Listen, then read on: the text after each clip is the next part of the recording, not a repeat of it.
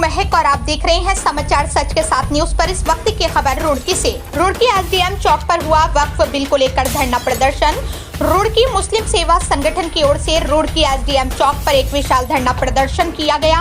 आपको बता दें, हाल ही में वक्फ बिल को पास कर दिया गया। इसी के विरोध में मुस्लिम सेवा संगठन ने एक धरना प्रदर्शन कलियर की धरती पर रखा था, परंतु किसी कारणवश ये धरना प्रदर्शन रुड़की एसडीएम चौक पर किया गया, जहां पर मुस्लिम सेवा संगठन के नईम कुरैशी ने सभी सदस्यों ने एसडीएम को ज्ञापन सौंपा और कहा सरकार को ये बिल वापस लेना होगा। अगर ऐसा न हुआ तो हम धरना प्रदर्शन करते रहेंगे। वहीं पर भारतीय किसान यूनियन बेदी ने भी ऐलान कर दिया कि अगर सरकार इस काले कानून को वापस नहीं लेती है तो 18 अप्रैल को भारतीय किसान यूनियन बेदी देहरादून घंटाघर पर एक पुतला फूकेगी। इसके बाद भी अगर सरकार नहीं जागेगी तो पूरे हिंदुस्तान में आंदोलन हमारी ओर से होता रहेगा। हमला नहीं है, ये कब्रिस्तानों में हमला नहीं है, तो हिंदुस्तान की गंगा का हमला है, तो संविधान का हमला है। याद रखना, आप आज के लोग बैठेंगे।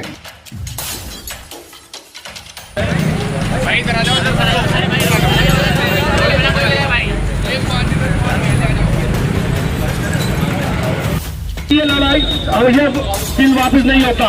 इंशाअल्लाह इस लड़ाई को जारी रखेंगे और लड़ते। इंस्पेक्टर साहब, हम यहाँ से जा रहे हैं, या तो हम क्लियर जाएंगे नहीं तो आप लेके।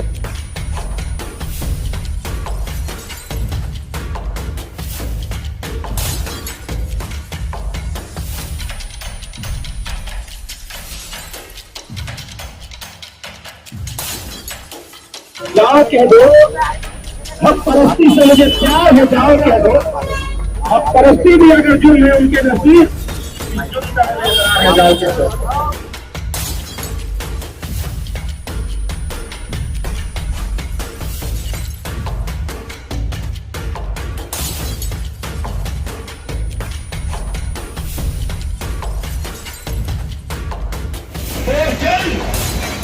इन सत्ताधारियों का गुलाम हो जाएगा।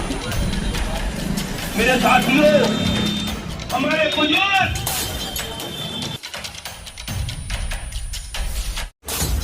जो बिल अभी आया है, जो कि पारित हुआ है, उसके विरोध में जो है कुछ लोगों ने जो है अपने धरना प्रदर्शन किया है और अपनी डिमांड उठाई है कि उनके द्वारा जो भी डिमांड उठाई गई है उसके जो है उचित माध्यम के द्वारा जो है एक ज्ञापन प्रेषित करने की मांग की गई है। इसके साथ साथ उनके द्वारा जो है बोला गया है, डिमांड उठाई गई है कि कॉन्स्टिट्यूशन के दायरे में रह के जो है एक एजिटेशन करने के लिए जो है वो स्वतंत्र हैं और उसी के संदर्भ में उनके द्वारा जो है डिमांड की गई है कि क्लियर साइड में एजिटेशन करने का। और ओवरऑल जो कोर इशू है वो है वक्फ अमेंडमेंट जो बिल अभी पास हुई है उसके विरोध में जो है समुदाय द्वारा जो है समुदाय के कुछ लोगों द्वारा जो है एक आपत्ति जो है दर्ज की जा रही है। सर, आज यहाँ पर जो है समुदाय के लोग पहुँचे, किस विषय? देखिए, एक संगठन की कॉल थी, मुस्लिम सेवा संगठन पिछले 10-12 दिनों से लगातार प्रयासरत थे कि उनको कलियर में एक प्रोटेस्ट करना है। तो कलियर में चीज़ें अनुकूल नहीं थी तो हमने अनुमति नहीं दी। तो वार्ता के बाद ये स्थान चयनित हुआ था कि हम यहाँ पर इकट्ठा होंगे, ज्ञापन के माध्यम से अपनी बात ऊपर तक पहुँचाएंगे। तो अकॉर्डिंग टू जो वार्ता में हम लोग ने आपस में तय किया था उस हिसाब से आपकी चीज़ें करी हैं। उन्होंने ज्ञापन जॉइंट साहब को दे दिया, तो उसमें आगे हम उसको उस हिसाब से कोशिश कर देंगे और इसके बाद सब लोग डिस्बर्स होने की बात हुई और जल्दी डिस्बर्स होंगे। किस मांग को लेकर? उनकी मांग काफ़ी सारी हैं, वो अब आप उनसे बात करके क्लियर कर लेंगे। तो उनका जिन मुद्दों पे था उन मुद्दों पे उन्होंने ज्ञापन पेश कर दिया।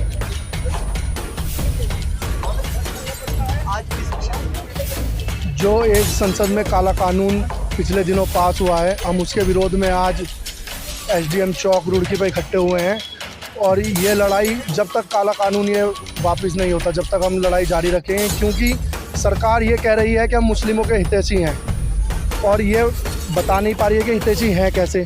क्योंकि हम देख रहे हैं पूरे देश में आज बहुमत की अधिकतर राज्यों में भाजपा की सरकारें हैं, लेकिन क्या उन्होंने किसी भी राज्य में एक कश्मीर को छोड़ के, क्योंकि कश्मीर में भी मजबूरी है उनकी मुस्लिम को टिकट देना, क्या किसी विधायक को, क्या किसी सांसद को टिकट दिया है जो असेंबली जाए और मुसलमानों की बात रखे? क्या किसी सांसद को टिकट दिया है कि वो असेंबली संसद में जाए और मुसलमानों की बात रखे?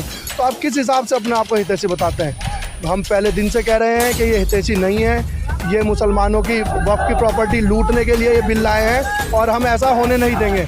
इंशाल्लाह जब तक ये कानून वापस नहीं होगा हम लगातार सड़कों पर इसका विरोध करेंगे, सड़कों से लेकर संसद तक इसका विरोध करते रहेंगे। सरकारी नुमाइंदों का ये है कि भ्रमित करके सरकारी किया जा रहा है, ना आप जाएंगे, ना आपके बाजार मिलते जाएंगे, ना आपको वो सरकार के किराए के टट्टू हैं, सरकार से उन्हें सुविधाएं मिली हुई हैं, इस वजह से वो सरकार के गुणगान कर रहे हैं। मैं कहता हूं कि जो मुस्लिम लोग भाजपा के पक्ष में ये बात कह रहे हैं, मैं कहता हूं कि वो पहले मुसलमान हैं, फिर जाके किसी पार्टी में या किसी सरकार में है, उन्हें ऐसी चीज़ों से बचना चाहिए। ये बात है कि हमारे को रोक दिया गया है क्योंकि हमारा ये जो धरना था अब वक्त बिल्कुल लेकर धरना था और ये लगातार धरना पूरे देश में चल रहा है। ये मुसलमानों की हत्या नहीं है, पूरे उस इंसानियत की हत्या है जो समता समानता बंधुत्व भाईचारा चाहता है, हिंदू मुस्लिम सिख ईसाई का नारा लगाता है, उस पूरे संसार की हत्या है। क्योंकि वक्त बिल एक अमेंडमेंट ऐसा बिल था जो गरीब गुरबा लोगों को मदद पहुँचाता था। आज इन लोगों ने उसको हटाकर ये दिखाना चाहते हैं कि मुसलमान को किस तरह परेशान कर और इस देश में दोबारा सरकार लाई जाए। क्योंकि कुछ मेरे भाई भी ऐसे हैं कि वो चाहते हैं कि मुसलमान परेशान हो और सरकार परेशान करे और सरकार दोबारा है, पर ऐसा नहीं होने वाला है। कुछ बुद्धिजीवी लोग भी हैं जिसमें हिंदू भाई भी, हमारे सिख भाई भी, जैन भाई भी, बौद्ध भाई भी, तमाम बुद्धिजीवी लोग भी चाहते हैं कि हिंदुस्तान जैसे सोरी चिड़िया कहा जाता है ऐसे हिंदुस्तान सुनी चिड़िया दोबारा।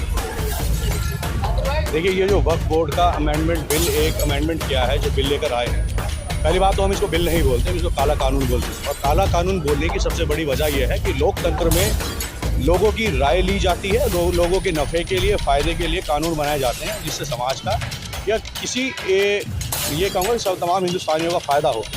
लेकिन अगर कोई बिल ऐसा हो जिससे एक कौम को बहुत बड़ा नुकसान हो रहा हो, जिसके अंदर एक हथकंडा ये अपनाया गया हो, कानून थोपकर या कानून का सहारा लेकर मुसलमानों की ज़मीनों को हड़पने का जो काम केंद्र सरकार कर रही है, इसलिए हमने इस बिल को नाम काला कानून दिया। और आज का जो हमारा ये धरना प्रदर्शन था, ये आह्वान था हमारा, ये शुरुआत की है कि हम इस काले कानून के खिलाफ़ हैं। आप जिसको कानून बोल रहे हो, हम इसके खिलाफ़ हैं। और हम इसके खिलाफ़ इसलिए हैं, इसमें बहुत सारे जो अमेंडमेंट किए गए हैं वो हमको बिल्कुल भी बर्दाश्त नहीं है। सबसे बड़ी वजह यह है जितनी प्रॉपर्टी वक्फ बोर्ड में चढ़ी हुई हैं, कुछ प्रॉपर्टी ऐसी है जो लगभग 200-300 साल पुरानी प्रॉपर्टी हैं, लोगों ने वक्फ की हुई है, परंतु उनके कागजात अगर अब नहीं हैं, लेकिन वो वक्फ बोर्ड में पहले से रजिस्टर्ड है। हुकूमत अब जो नया बिल लेकर आई है उनका ये बोलना है कि जिन प्रॉपर्टी के पास अपने कागज़ नहीं होंगे वो सारी की सारी संपत्तियाँ राज्य सरकार की या केंद्र सरकार के पास चली जाएगी। तो ये एक तरीके से इन्होंने जो हड़पने का काम किया है, हम इसके खिलाफ़ हैं। और दूसरा ये है कि जितने कब्जाधारी बैठे हैं आज तक, वक्फ बोर्ड की बहुत सारी संपत्ति ऐसी हैं जो लोगों के कब्ज़े में है। अब जो 15 साल से काबिज़ हैं उनको मालिकाना हक देंगे, तो यहाँ पर भी तो कॉम्प्रोमाइज़ हो रहा है। तीसरा इसमें जो सबसे अहम पॉइंट है वो ये है कि हिंदुस्तान में बहुत सारे ट्रस्ट सोसाइटी, बहुत सारे धर्मों के, बहुत सारे मंदिर के, गुरुद्वारों के और कुछ जो हमारे क्रिश्चियन भाई हैं उनके, सबकी अपनी अपनी प्रॉपर्टी हैं, अपने अपने ट्रस्ट हैं। किसी के ट्रस्ट में, किसी की प्रॉपर्टी में किसी तरह का कोई अमेंडमेंट नहीं है। केवल मुसलमानों के ये जो वक्फ बोर्ड है इसके अंदर जो अमेंडमेंट किया गया है कि इसमें कुछ लोग बाहर ही होंगे, यानी बाहर के से मुराद कुछ गैर मुस्लिम लोग इसमें आएंगे, तो इसलिए हम इसके खिलाफ़ हैं। क्या मुसलमानों से अब उनके घर छीनने की तैयारी है? पहले मोदी जी ने जो 3 तलाक के नाम पर मुसलमान को प्रताड़ित किया, फिर वो NRC, फिर वो CAA आए लेकर, तो जितने भी कानून आएंगे हम सबके खिलाफ खड़े रहेंगे। देखिए, हम तो ये बोलते हैं जब भी विरोध करते हैं, विरोध का आगाज़ है। विरोध कहाँ तक जाएगा ये तो कहना मुश्किल है, लेकिन हाँ ये ज़रूर बता सकता हूँ कि शुरुआत अल्हम्दुलिल्लाह उत्तराखंड से अच्छी हुई है और पूरे उत्तराखंड से होकर ये बिल्कुल संसद तक ज़रूर जाएगा, रामलीला मैदान में जाएगा, जंतर मंतर जाएगा। अध्यक्ष भारतीय जनता पार्टी राहुल बेदी, आज यहाँ पर आपने भी जो है मुस्लिम सेवा संगठन को समर्थन दिया है। मुस्लिम सेवा संगठन को भारतीय किसान बेदी राहुल बेदी का समर्थन था कि एक मुस्लिम सेवा संगठन ने ऐलान किया हुआ था वक्फ बोर्ड बिल के खिलाफ, और यहाँ पर प्रशासन ने मुस्लिम सेवा संगठन